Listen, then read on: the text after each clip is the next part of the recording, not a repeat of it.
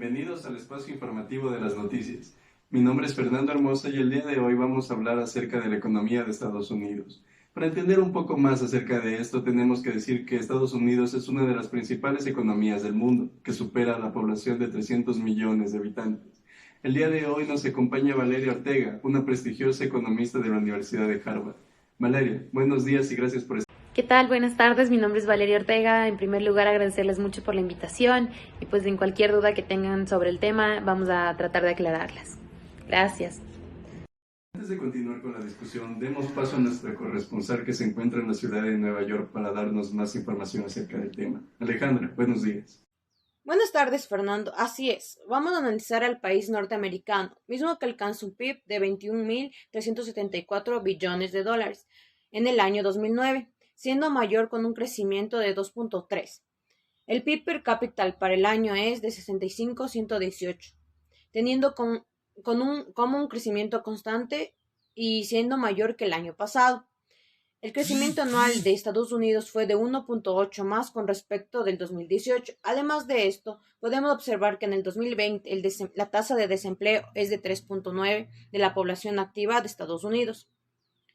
Con respecto al año anterior, mismo que tuvo un porcentaje de 3.8, lo cual daremos a conocer sus principales socios comerciales, ya que estamos transmitiendo desde la Cámara de Comercio de Estados Unidos y nos encontramos en una llamada con el ministro de Comercio, Daniel Castillo.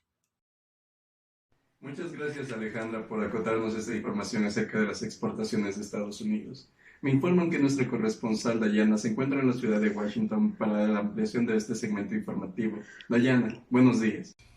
Fernando, buenas tardes. Qué gusto el poder compartir contigo el día de hoy. Pues bien, el día de hoy conoceremos sobre los sectores productivos y uno de estos es el sector agrícola. Nosotros hemos tomado un producto como es la leche, el mismo que tiene un mayor índice de protección a los productores y de hecho en los últimos años dicho índice tiene una tendencia creciente. Por otro lado, el índice para el producto de alfalfa es constante e igual a 1 en los últimos 10 años. Es decir, no existe una diferencia entre los precios locales y los precios internacionales. Como podemos ver, se ha protegido la producción de la leche por los diferentes recursos con los que ha contado Estados Unidos para poder hacer de esto un producto que no genere tanta competencia internacional. Quiere decir que no tengamos que hacer la compra desde otros países, sino que se pueda producir localmente. También podemos apreciar que la soya para el año 2018 presenta un máximo en su valor de índice alcanzado. El valor aproximado es de 1.20, es decir, los precios locales de la soya que recibe el productor son de 1.20 más altos que el precio internacional del mercado, donde podríamos destacar que el trigo en un futuro pudiese ser uno de los productos que nosotros tengamos que negociar con países para poder importar. Finalmente tenemos lo que es la tecnología e innovación y como podemos ver, empresas como Microsoft o Apple constantemente están innovando y esto genera un alza de atractivismo para las compras internacionales. Eso es todo lo que les puedo mencionar el día de hoy. Continuamos contigo, Fernando, para saber cómo sigue la economía y los sectores de Estados Unidos. Muchas gracias. Muchas gracias, Dayana. Bueno, estimada audiencia, eso ha sido la información acotada por nuestros corresponsales Alejandra Montero y Dayana Talavera. Del mismo modo, damos gracias a la participación del ministro Daniel Castillo. Valeria, con esta información obtenida, ¿qué nos puedes hablar acerca de la situación de los Estados Unidos? Y una pregunta adicional sería, ¿tienes conocimiento de por qué Estados Unidos decide comerciar más con sus vecinos?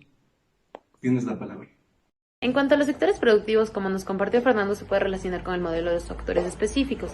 Podemos sugerir que el factor fijo en esta industria es el capital, es decir, las tecnologías y la maquinaria. Como segunda industria podremos considerar el sector de agricultura. En este caso, únicamente el factor de trabajo es el que se puede mover de una industria a otra, considerando el caso de que se moviera de agricultura a lo que es industrial, bajo el supuesto de que el precio relativo de los bienes tecnológicos es mayor que el precio de los bienes agrícolas. Esto se puede pensar que existe una motivación de producir más bienes tecnológicos, como menciona Krugman en su libro del 2012. Evidentemente, el proceso de traspaso de producción de trabajo es más complejo y se verá a mediano o a largo plazo. Considerando el cambio de las habilidades y conocimiento entre los trabajadores es muy diferente. Sin embargo, el patrón de comercio puede influir en la decisión de los trabajadores para invertir en capital humano y optar por aplicar sus habilidades y esfuerzos a aquellos sectores económicos que son más productivos y generan bienes con mayor valor agregado. Finalmente, siguiendo las conclusiones del texto, se tendrán que los dueños de producción de capital es el bien que se exportará al resto del mundo y ganará con la apertura comercial. Por otro lado, los dueños del factor de trabajo específico, tierra, se verán más afectados en su nivel de utilidades, y ya que tendrán que competir por los bienes agrícolas importados y además de su capacidad productiva en términos de factor que se ven reducidos debido al desplazamiento de la a la industria tecnológica. Listo, volvemos con Fernando. Muchísimas gracias por sus conclusiones, Valeria. Bueno, eso ha sido todo por el día de hoy. Damos gracias nuevamente a la economista Valeria Ortega por formar parte de este programa informativo. Nos veremos en una próxima edición.